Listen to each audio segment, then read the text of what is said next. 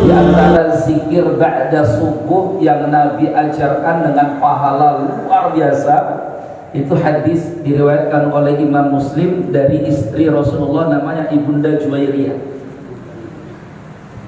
bintul Haris. Jadi suatu hari Rasulullah SAW, ini hadisnya nanti bisa kita temukan di kitab Riyadhus Shalihin karya Imam An-Nawawi Syafi'i rahimahullah ta'ala, di keutamaan zikir, ya, di bab keutamaan zikir. Jadi Rasulullah pada waktu itu ada di rumah Ibunda Juwairiyah.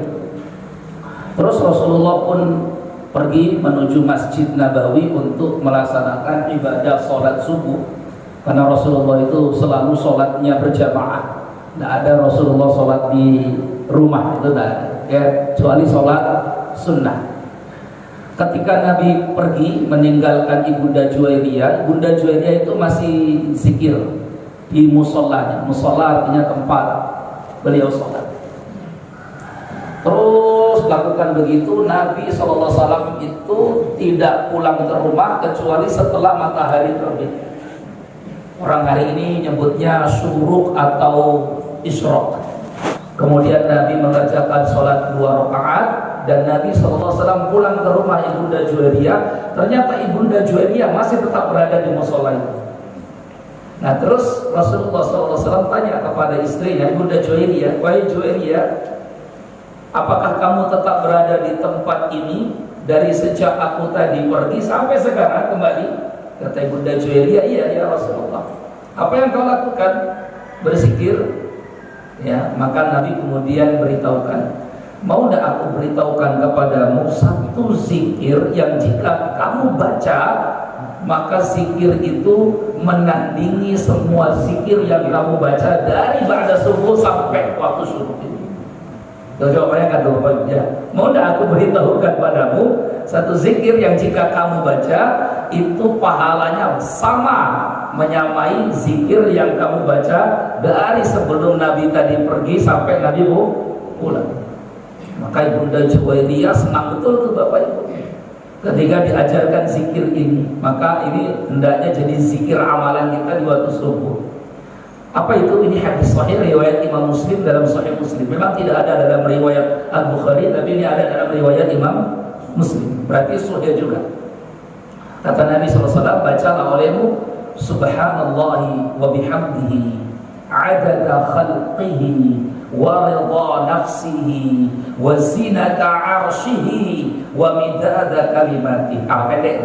Subhanallahi wa bihamdihi adada khalqihi wa ridha nafsihi wa zinata arshihi wa midada kalimatihi. Dibaca 3 kali, subhanallahi wa bihamdihi adada khalqihi wa ridha nafsihi wa zinata arshihi wa midada kalimatihi. Ini zikir yang biasa Nabi baca ba'da subuh. Diajarkan langsung ke istri beliau, yang kemudian sampai kepada kita, dibawakan oleh Imam An-Nawawi dalam Riyadhus Shalihin. Di kitab beliau Al-Adhkar, An-Nawawi juga sebutkan ini. Intinya Bapak Ibu, ternyata Rasulullah memberikan amalan-amalan tertentu dengan amalan ringkas tapi pahalanya besar. Nah, ini kalau kita hafal bagus sekali tuh, nanti dipraktekkan kita setiap hari Bapak Ibu semua, supaya kita ini dapat pahala zikirnya, zikir di atas rata-rata. Dari hadis inilah kemudian Imam Syafi'i juga kemudian terinspirasi untuk berijtihad. Apa sih artinya subhanallah wa bihamdi? Segala puji bagimu ya Allah dengan memuji-muji namamu. Adada khalqihi, dengan pujian sebanyak jumlah makhluk yang kau ciptakan. Nah, kita ini kan tidak tahu jumlahnya makhluk itu berapa banyaknya. Bahwa semua makhluk yang Allah ciptakan, mau di langit mil as-samawati wa mil al-ardi wa mil al-masyita, kan itu ya, semua yang ada di langit, semua yang ada, pokoknya pujianku ya Allah sebanyak makhluk yang kau ciptakan. Ya, ada khalqi wa ridha nafsi, dan dengan keridhaannya, wa zinata arsy, dengan pujian seberat arsy-Nya Allah. Nah, arsy-Nya Allah kita tidak tahu. ya, karena arsy Allah itu makhluk yang paling besar yang Allah ciptakan, ya. Wa zinata arsy wa midada kalimati, dan sepanjang kalimat-kalimat Allah, ya.